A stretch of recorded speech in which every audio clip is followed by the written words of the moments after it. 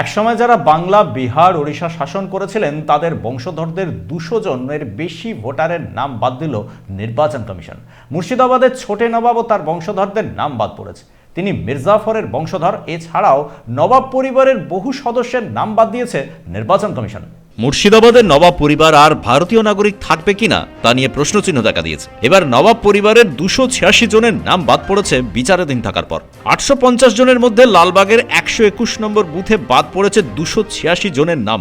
Election commission of India যখন থেকে SIR process আরম্ভ হয়েছে তখন থেকে আমার পরিবার, আমার বাবা, আমি অ্যাজ আ কাউন্সিলর, আমরা কিন্তু ইলেকশন কমিশনের অনুযায়ী যে নিয়ম কানুন মেনেছে সেই নিয়ম কানুনকে সামনে রেখে আমরা এগোচ্ছিলাম। ইলেকশন কমিশন অফ ইন্ডিয়া বললো যে এসআইআর মানে কি, কে শিফটেড, কে অ্যাবসেন্টি, কে ডেথ, তিনটে ক্যাটাগরি ছাড়া ফোর্থ ক্যাটাগরি হয় না। আমরা এগোলাম। তারপর দেখলাম যে আমাদের হিয়ারিং এসেছে, আমরা সব নথিগুলো জমা করেছি। হিয়ারিং যখন আসে তখন যেহেতু অনেক ভিড় ছিল এখানে, তো বাবাকে বললাম যে আপনি আমাকে অথরাইজ করে দেন, আমি যাচ্ছি, যে আপনার অ্যাবসেন্সে আমি দাঁড়াচ্ছি। তো বাবা আমাকে বললেন যে না, ইলেকশন কমিশন অফ ইন্ডিয়া হচ্ছে একটা সাংবিধানিক সংস্থা।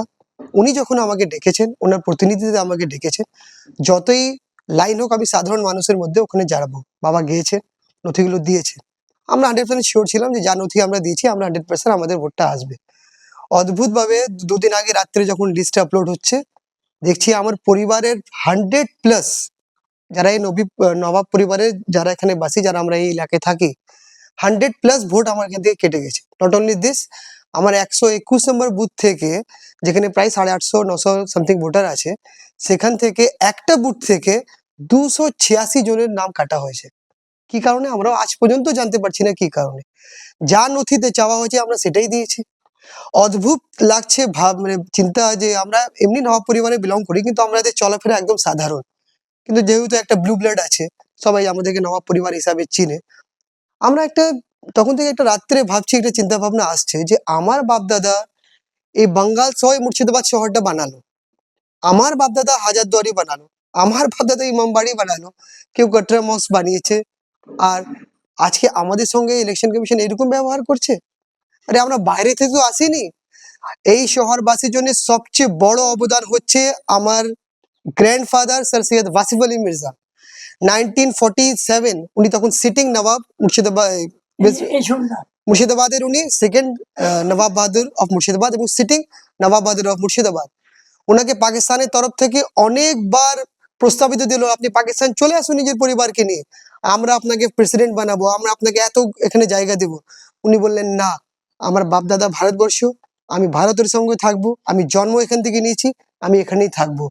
3 দিন এই মুর্শিদাবাদ শহরটা পাকিস্তান থাকার পর উনি খুলনা শহরটাকে দিয়ে এই মুর্শিদাবাদ শহরটাকে আবার ভারতবর্ষের মধ্যে ব্যাক করেছিলেন। আর আজকে আমরা ওনার বংশধর, আমাদের সঙ্গে ইলেকশন কমিশন এভাবে ব্যবহার করছে। পলাশির যুদ্ধে সিরাজদৌল্লার পরাজয়ের পর বাংলার মসনদে বসেন মির্জাফর। তার 15তম বংশধর মোহাম্মদ রেজা আলী মির্জা। মুর্শিদাবাদে তিনি ছোটে নবাব নামে পরিচিত। এখনো তারা কিল্লা নিজামাত এলাকায় ঘণ্টা ঘরের কাছে বসবাস করেন। কিল্লা নিজামাত চত্বরে নবাব পরিবারের বহু সদস্যের বাস। এদের মধ্যে অনেকের নাম স্থায়ীভাবে মুছে দেওয়া হয়েছে বলে অভিযোগ তুলেছেন ছোটে নবাব বলে পরিচিত মোহাম্মদ রেজা আলী মির্জা। দেখেন, যখন হিয়ারিং হয় তখন আমি খুব অসুস্থ ছিলাম, খুব বোঝাম ছিলাম। তো আমার ছেলেকে আমি বললাম আমি যাবো। বাবা আপনি কেন যাবেন? আপনার হয়ে আমি ওখানে যাচ্ছি এই কলেজে। হ্যাঁ, তো আমরা না বাবা, যখন ইলেকশন কমিশন ডেকেছেন ওনার সম্মান দেখতে আমি নিজে যাবো।